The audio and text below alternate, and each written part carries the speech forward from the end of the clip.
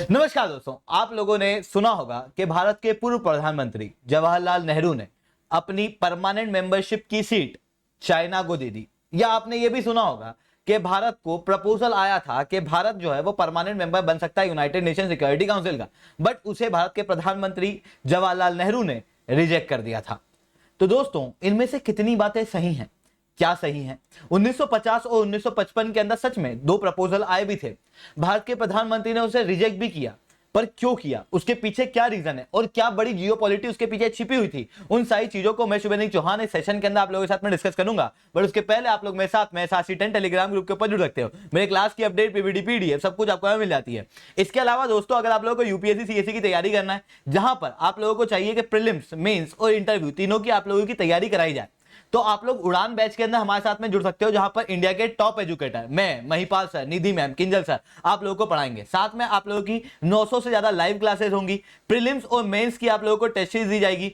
Toppers द्वारा आप लोगों की क्लासेस ली जाएंगी। इतना ही नहीं, आपका कंप्लीट सिलेबस का कवरेज जो है वो किया जाएगा। ये सब कुछ आपको मिल रहा है केवल 7,999 के अंदर, जहां पर अगर आप लोग SRC10 कोड का यूज करोगे, ये एक रेफरल कोड है, जिसके बाद में आप लोगों को डिस्काउंट भी मिलेंगे, मेरे द्वारा वन-ऑन-वन मेंटरशिप भी मिलेगी। लिंक मैंने नीचे पिन कराई हुई है, आप वहां पर जाके सब्सक्रिप्शन ले सकते हो। याद रखना, कल से सब्सक्रिप्शन के प्राइसेस जो है वो 35% होने वाले हैं। 25 जुलाई 11:59 से प्राइसेस जो है वो बढ़ जाएंगे। तो अगर आपको सब्सक्रिप्शन लेना है तो आप अभी जाओ। अगर आप हिंदी मीडियम के हो तो आप लोग बोध बैच के अंदर जुड़ सकते हो, उसके अंदर भी ये सारे बेनिफिट आपको मिलेंगे। नीचे लिंक मैंने पिन करा दी है। अगर आपको ऑप्शन लेना है तो हमारे पास में PSIR, ज्योग्राफी, हिस्ट्री और एंथ्रोपोलॉजी के ऑप्शन अवेलेबल है। इनके प्राइसेस भी 7,999 हैं अगर आप लोग सेपरेटली लेते हो तो। और अगर आप जीएस के कोर्स के साथ में लेते हो तो ये 14,999 के अंदर आपको पड़ेंगे। लिंक नीचे मैंने पिन कराई हुई है, कौन सी तारीख से ये ऑप्शन शुरू हो रहे हैं वो भी आप उस लिंक के अंदर देख सकते हो। दोस्तों, आप समझने का प्रयास करते हैं कि यूनाइटेड नेशन सिक्योरिटी काउंसिल के अंदर भारत की मेंबरशिप का इतिहास क्या रहा है। देखो, 1945 के अंदर यूनाइटेड नेशन सिक्योरिटी काउंसिल को क्रिएट किया गया था सेकंड विश्व युद्ध के बाद में, ताकि विश्व के अंदर शांति बनी रहे, भविष्य में कोई युद्ध ना हो। ऐसी कंडीशन में यूनाइटेड नेशन सिक्योरिटी काउंसिल के 5 परमानेंट मेंबर बने थे जो युद्ध जीते थे, जिसके अंदर चाइना, फ्रांस, रशिया, यूके और यूएस थे। यानी सिंस 1945 चाइना जो है वो यूनाइटेड नेशन सिक्योरिटी काउंसिल का परमानेंट मेंबर था। इसे बाद में ऐड नहीं किया गया था। अब हुआ कुछ ऐसा कि चाइना के अंदर सिविल वॉर उभर के आया, जिसके अंदर अभी 1945 तक चाइना के अंदर रिपब्लिक ऑफ चाइना की सरकार थी। पर चाइना के अंदर रिपब्लिक ऑफ चाइना के खिलाफ कई सारे कम्युनिस्ट लोग जो है वो खड़े हो चुके थे, जिसके कारण से चाइना के अंदर सिविल वॉर हुआ। और 1949 के अंदर रिपब्लिक ऑफ चाइना की सरकार ताइवान चली गई और चाइना में किसी का रूल हुआ तो याद रखना, PRC यानी कि पीपल रिपब्लिक ऑफ चाइना। पर पीपल रिपब्लिक ऑफ चाइना एक कम्युनिस्ट थी और रिपब्लिक ऑफ चाइना नेशनलिस्ट थी।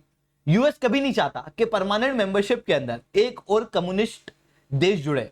इस कारण से वो नहीं चाहता था कि पीपल रिपब्लिक ऑफ चाइना द्वारा रूल किया जा रहा चाइना को परमानेंट मेंबरशिप दी जाए। इस कारण से यूएस ने क्या किया कि रिपब्लिक ऑफ चाइना को ही परमानेंट मेंबर के रूप में यहां पर रहने दिया। आप देख सकते हो, रिपब्लिक ऑफ चाइना जो कि ताइवान के अंदर रूल कर रही है अभी, वो 1945 से 1949, 1949 से 1971 के बीच में यूनाइटेड नेशन सिक्योरिटी काउंसिल का परमानेंट मेंबर थी। उसके बाद 1971 के बाद पीपल रिपब्लिक ऑफ चाइना को परमानेंट मेंबर बनाया गया। तो ये वाली सीट जो है वो यहां पर शिफ्ट होती हुई 1971 के अंदर दिखाई दी थी। अदरवाइज चाइना हमेशा से यूनाइटेड नेशन सिक्योरिटी काउंसिल का परमानेंट मेंबर था। अब वही 1949 की ही बात आप समझने का प्रयास करना कि कम्युनिस्ट गवर्नमेंट चाइना के अंदर आ चुकी है। यूएस नहीं चाहता है कम्युनिस्ट गवर्नमेंट को परमानेंट मेंबरशिप मिले। ठीक इसी समय पे 1950 के अंदर कोरियन वॉर शुरू हो चुका था। कोरियन वॉर के अंदर एक तरफ साउथ कोरिया था, दूसरी तरफ नॉर्थ कोरिया था। साउथ कोरिया को उस समय पे सपोर्ट कर रहा था यूएस और नॉर्थ कोरिया को उस समय पे सपोर्ट कर रहा था चाइना। मतलब चाइना और यूएस जो है वो आपस में एक दूसरे के अगेंस्ट थे। ऐसी कंडीशन में यूएस का पूरा स्टैंड जो है वो चाइना के अगेंस्ट था। इस कारण से यूएस जो है वो चाइना के अगेंस्ट कुछ और देशों को अपनी तरफ करना चाहता था। इस कारण से यूएस ने 1950 के अंदर भारत को एक प्रपोजल दिया। 1950 जिस समय पे भारत के प्रधानमंत्री थे जवाहरलाल नेहरू और भारत के इवन फॉरेन मिनिस्टर भी पंडित जवाहरलाल नेहरू ही थे। इस कारण से फॉरेन पॉलिसी के अंदर किसी भी डिसीजन को किसी और मंत्री के ऊपर नहीं थोपा जा सकता था। इनके द्वारा जो भी डिसीजन लिया गया है वो केवल इनका था, क्योंकि फॉरेन मिनिस्टर भी ये थे और प्रधानमंत्री भी ये थे। अब हुआ ये था कि उस समय पर कुछ सोर्सेज बताते हैं, जैसे ये किताब है letter for a nation from Jawaharlal Nehru to his chief minister. इस किताब के अंदर क्लियरली लिखा है कि उस समय पर भारत के प्रधानमंत्री ने लेटर लिखा था कई सारे राज्यों को, जहां पर कहा गया था कि इनफॉर्मली ये सजेशन आ रहे हैं कि चाइना की जगह इंडिया को यूनाइटेड नेशन सिक्योरिटी काउंसिल का मेंबर बना दिया जाए। यानी कि अमेरिका ने जो भारत के सामने प्रपोजल रखा था वो ये था कि 5 परमानेंट मेंबर में से चाइना को परमानेंट मेंबरशिप से हटा दिया जाए और चाइना की पोजीशन इंडिया ले ले, क्योंकि यूएस बहुत अच्छे से जानता था कि रिपब्लिक ऑफ चाइना को बहुत समय तक परमानेंट मेंबर के रूप में नहीं रख सकते। पीपल रिपब्लिक ऑफ चाइना कभी ना कभी चीजों को क्लेम करेगा ही। ऐसी कंडीशन के अंदर कम्युनिस्ट पार्टी को वहां पर एंटर ना होने देने के लिए उसने इंडिया को प्रपोजल दिया था, पहला।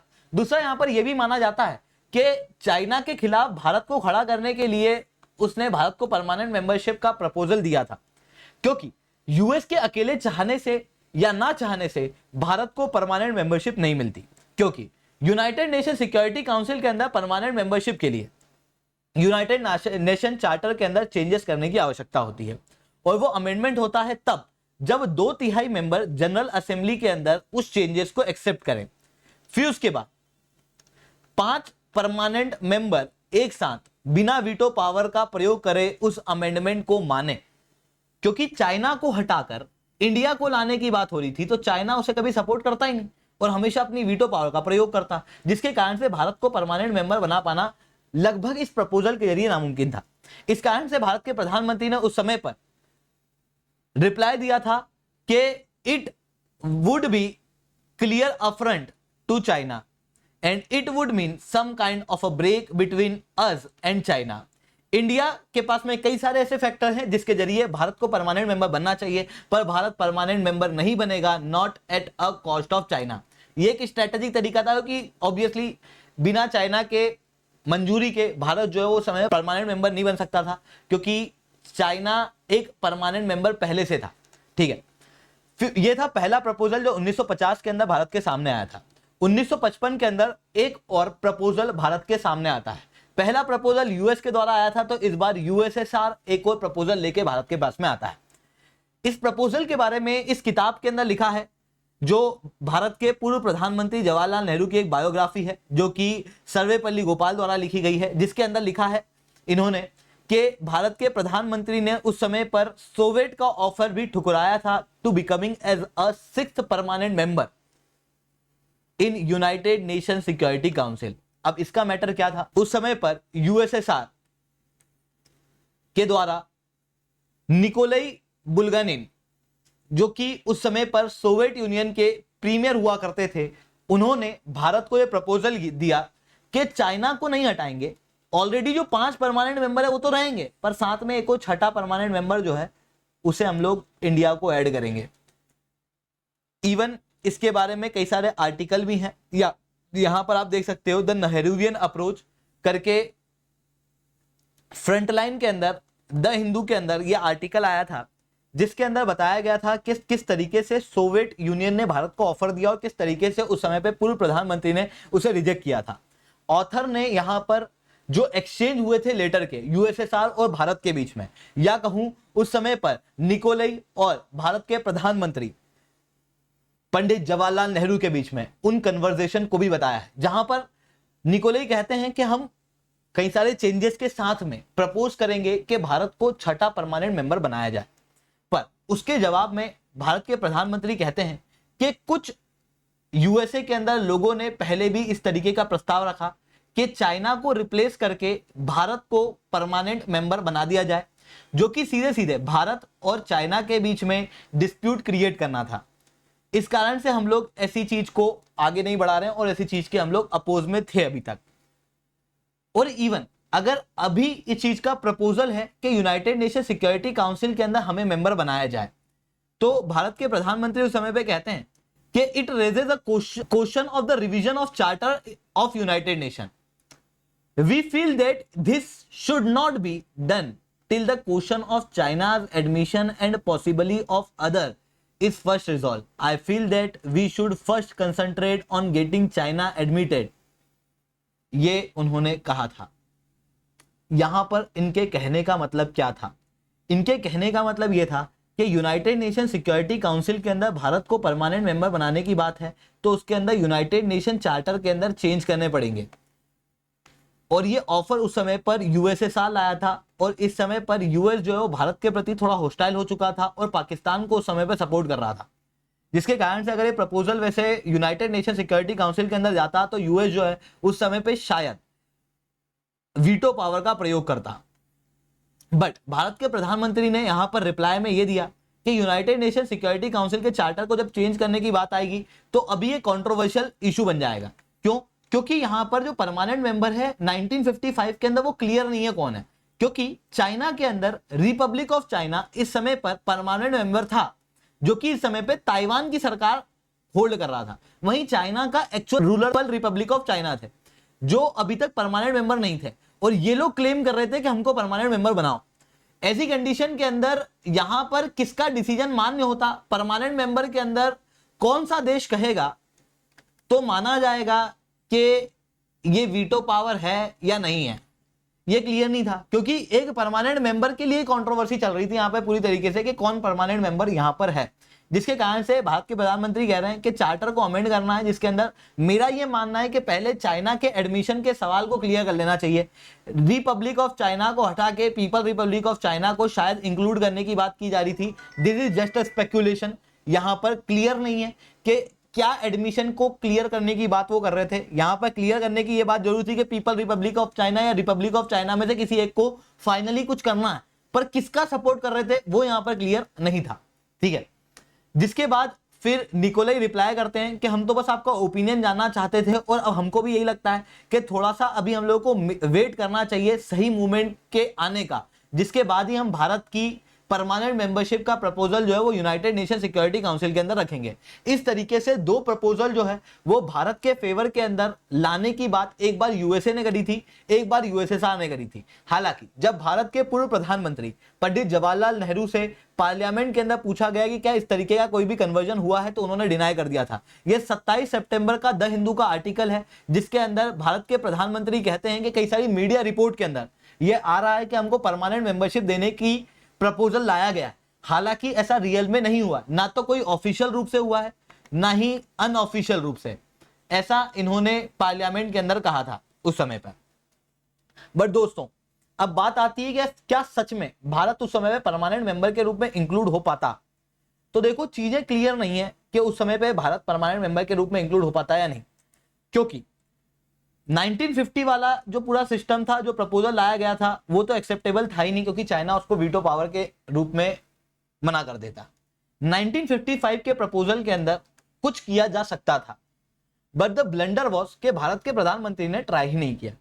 बट यहां पर गलती भारत के प्रधानमंत्री की भी नहीं है, क्योंकि इस तरीके के प्रपोजल केवल भारत को नहीं दिए गए। कई बार वोट बैंक पॉलिटिक्स के चलते इन सारे प्रपोजल को उठाया जाता है, बट इस तरीके के प्रपोजल केवल भारत को ही नहीं दिए हैं इतिहास के अंदर, और भी कई सारे देशों को इस तरीके के प्रपोजल दिए हैं। जिन देशों से काम पड़ता है परमानेंट मेंबर को, तो permanent member United Nation Security council के अंदर या तो सपोर्ट या फिर प्रपोज करने की बात उनके लिए कर देती है, जिसके कारण से यूनाइटेड नेशन सिक्योरिटी काउंसिल के अंदर कई सारे देशों को परमानेंट मेंबर बनाने के लिए ऐसे बायलैटरली बात की गई है, पर उसे मल्टीलेटरली नहीं उठाया गया था परमानेंट मेंबर द्वारा, न भारत के केस को ना ही किसी और केस को। इसी कारण से कमी भारत के प्रधानमंत्री में नहीं है, कमी जो है वो यूनाइटेड नेशन सिक्योरिटी काउंसिल के पूरे स्ट्रक्चर में। क्योंकि अगर ऐसा नहीं है कि इंडिया को इंक्लूड नहीं किया गया तो किसी और को इंक्लूड किया जा सकता था, क्योंकि ये 1950-1955 की बात है, जिस समय पे भारत आज जितना पावरफुल है उतना पावरफुल उस समय पे नहीं हुआ करता था। भारत उस समय पे अपनी ही इंटरनल प्रॉब्लम से जूझ रहा था। वो समय ऐसा था जिस समय पर भारत नया आजाद हुआ था, बट उस समय पर जर्मनी, जापान, ब्राजील जैसे और भी कई सारे देश थे जो यूनाइटेड नेशन सिक्योरिटी काउंसिल की परमानेंट मेंबरशिप के लिए क्लेम कर रहे थे। बट आज तक ना उन देशों को परमानेंट मेंबरशिप मिली है, ना ही किसी और देश को, क्योंकि सीधी सी बात है वीटो पावर का प्रयोग जो है वो परमानेंट मेंबर द्वारा किया जा सकता है किसी भी मेंबर को अगर परमानेंट मेंबर बनाना है तो। ऐसी कंडीशन में आप समझना कि यूएस और यूएसएसआर कभी भी किसी भी देश के लिए सेम पेज पे नहीं आए। एक साथ में, इन दोनों का एक साथ में सेम पेज पे आना बहुत ज्यादा जरूरी है। और यहां पर दो अलग अलग ब्लॉक जो है वो अक्सर क्रिएट होते हुए दिखाई देते हैं, जहां पर यूएस, यूके, फ्रांस एक तरफ हो जाते हैं, यूएसएसआर और चाइना एक तरफ हो जाते हैं। तो ये चीज हम लोगों को अक्सर देखने को मिलती है। तो दोस्तों आज के लिए इतना ही रखते हैं।